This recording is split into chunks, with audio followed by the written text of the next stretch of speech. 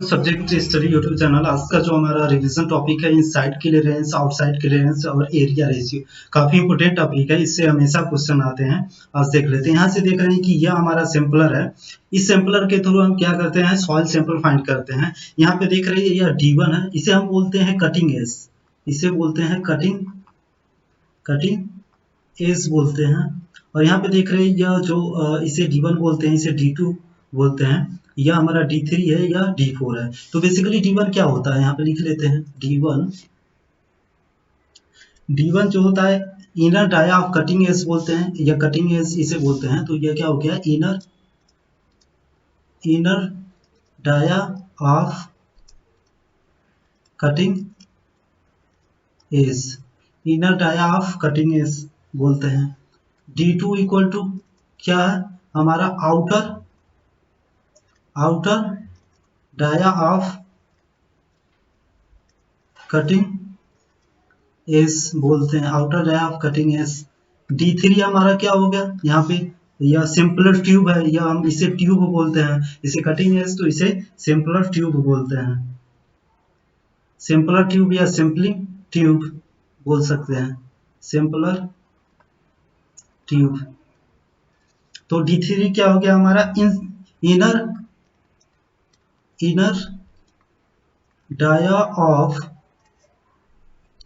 Sampling tube.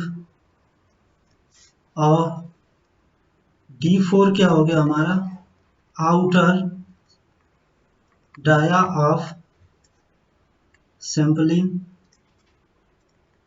Tube. अब हम बात करते हैं कि जो हमारा इनसाइड क्लियरेंस है वो कैसे फाइंड करते हैं। और लिखते हैं A, inside clearance, inside clearance, inside clearance इसे किससे रिप्रेजेंट करते हैं, इसे CI से रिप्रेजेंट करते हैं। तो यह क्या हो गया हमारा, इनसाइड की बात कर रहे हैं। इनसाइड मतलब अंदर की क्लियरेंस। यहाँ पे क्या इनसाइड का D3 है सैंपलिंग ट्यूब का, और यहाँ पे इसका इनर में D1 है। तो यह क्या हो गया, कौन सा सबसे अधिक बड़ा है, D3। तो D3 माइनस D1 अपान D1 हो गया। यह इसमें 100 का मल्टीप्लाई कर देंगे तो परसेंटेज में हमारा आ जाएगा इनसाइड क्लियरेंस। और जो CI की वैल्यू होती है, CI का जो वैल्यू होता है वो लेस देन 3 होता है और ग्रेटर देन 1 रहता है। इस चीज को आपको याद रखना होगा कि जो इनसाइड क्लियरेंस की जो वैल्यू होती है वह 3 से लेस होता है, 1 से ग्रेटर रहता है।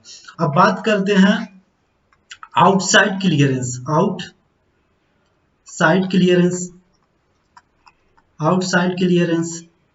आउटसाइड क्लियरेंस की बात कर रहे हैं तो इसे किससे रिप्रेजेंट करते हैं, CO से।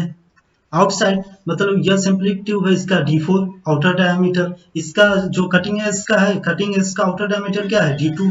तो हम क्या लिखेंगे, D4 माइनस D2 अपान D2, सॉरी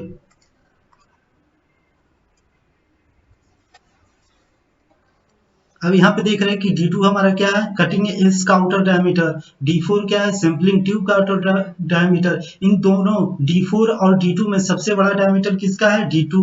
तो D2 माइनस D4 अपान D4 इंटू 100 का मल्टीप्लाई कर देंगे तो आउटसाइड क्लियरेंस परसेंटेज फॉर्म में आ जाएगा। और C0 की जो लिमिट रहता है, CO की जो वैल्यू होती है वह क्या होना चाहिए, लेस देन 2 होना चाहिए और ग्रेटर देन 0 होना चाहिए। इनके बीच में लाई करना चाहिए आउटसाइड क्लियरेंस और इनसाइड का फार्मूला यह है। यह फार्मूले आपको याद रखने होंगे क्योंकि एग्जाम में अक्सर पूछे जाते हैं। अब बात करते हैं एरिया रेशियो का। थर्ड जो है area ratio, area ratio, area ratio की बात कर रहे हैं तो हमारा जो एरिया रेशियो होता है उसे AR से रिप्रेजेंट करते हैं। वो क्या हो जाता है, D2 का स्क्वायर माइनस D1 का स्क्वायर अपान D1 का स्क्वायर इंटू 100। एरिया का स्क्वायर, एरिया रेशियो जब भी फाइंड करेंगे तो यह फार्मूला लगा के हम फाइंड करेंगे, D2 का स्क्वायर माइनस D1 का स्क्वायर अपान D1 का स्क्वायर इंटू 100। यह चीजें हैं। इसमें भी लिमिटेशन होता है। अगर AR की वैल्यू लेस देन 20% है, 20%, तो यह किसके लिए है, फॉर स्ट्रिप फॉर्मेशन के लिए है, स्ट्रिप फॉर्मेशन।